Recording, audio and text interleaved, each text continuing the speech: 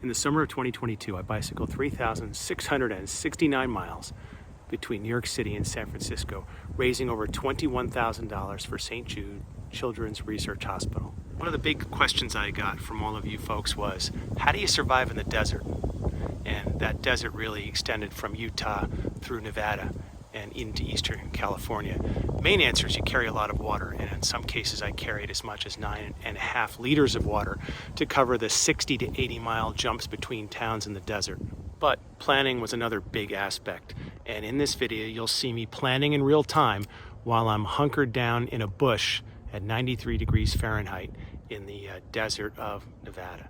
But there's more than planning. The video ends with me actually following through on some of my planning, and you'll see what it's like to bike through the desert and make kind of life or death decisions. Just quickly, what do you do when it's just too hot to bike? So I'm about 25 miles west of Eureka, Nevada. It's 92 degrees, and I've biked in this temperature before, but there's no shade, and it's in the UV rating seems really high today. So I saw this grove of trees. It felt like it was 5 miles away. I think it ended up being 10 or 12 because things are just so far away in the west where you can see things forever. Anyway, so you look for a grove of trees like this, and I parked my bike around the shady side, and I'm gonna dig my way to the center of that tree and set my chair up and just sit down for a couple hours. So I'm actually sitting in the center of this evergreen bush, and you've got a couple of hours to kill, so what do? I decided to take a look at my route for tomorrow and my route for Wednesday just to see if there's any emergencies that might come up. Wednesday concerns me a little bit. So I'm on a kind of a national cycle route right now, and lots of people take it, and while I'm still on the loneliest road in America, which is US Highway 50, it's also a national cycle route. But my route doesn't head to Oregon. My route heads to San Francisco, so it's getting ready to make a southwest turn off of the national cycle route, and in fact, onto a gravel road. And I'm a little concerned about that gravel road because it may not have cell phone coverage. It may be bumpy, and my bike's been a little problematic. Bumps mean the possibility of breaking spokes. So from whether I have cell phone coverage to how bumpy it is to will I have enough water, right? These are just things that go through my head in the planning stages today. Taking that gravel road saves 30 miles, and that's not insignificant either, right? Dust devil.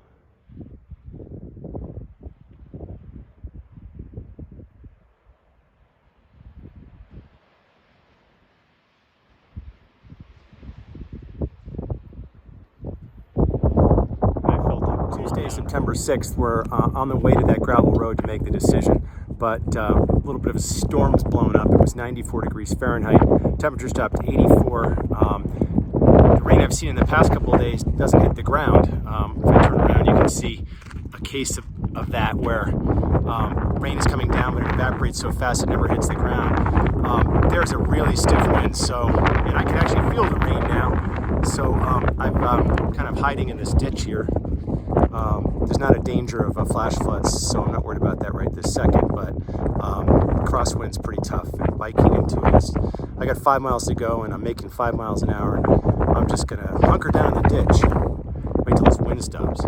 So here's hunkered in the ditch. The wind's not quite as strong around here because it's coming from the other side of the road. I look down in the ground here, and there's a, I don't know, fork, spoon?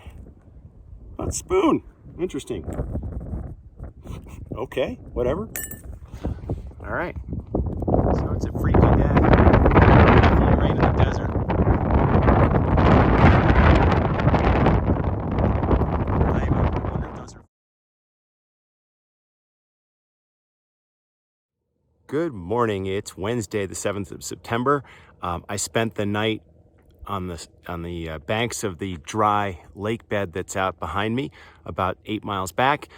And now's the moment of decision. So should we take the paved road, an extra 30 miles? So that's like a 70-mile trip. And I got to climb that mountain behind me. Or should we go down this gravel road that says minimal maintenance, travel at your own risk? What do you think I did? Well, the decision ended up being easier than I thought. So as soon as I pulled up to the intersection, the third car I've seen in 12 hours shows up. It's a truck from the county road department. So I said, how is this road? I'm getting ready to take it down to Gabbs. And he goes, it's in very good condition, so I'm going to take it. Save the 30 miles.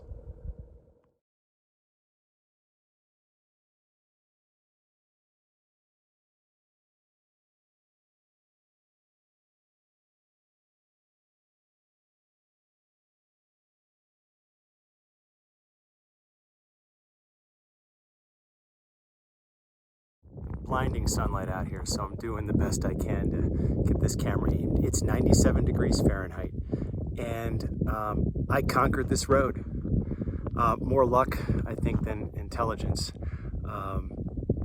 It really helped to have the road department tell me it was in good shape, but of course, I got out in the middle of it and broke another spoke. So I've been a little bit nervous the last 2 hours. So still 4 miles from civilization, but got the main road now, right? So they said Route 50 was the loneliest road in America. I think that road I was just on there was the loneliest road in America. Whew. Time to find a hotel and some air conditioning. I don't know if you can see it back there. There is a mine on the hill. So I've arrived at the town of Gabbs, Nevada, and the bar is closed. The market is closed permanently. The people who owned it got too old. The cafe is closed. And what else is over there? I can't see in the blinding light. But Bill Callahan told me it's 100 degrees.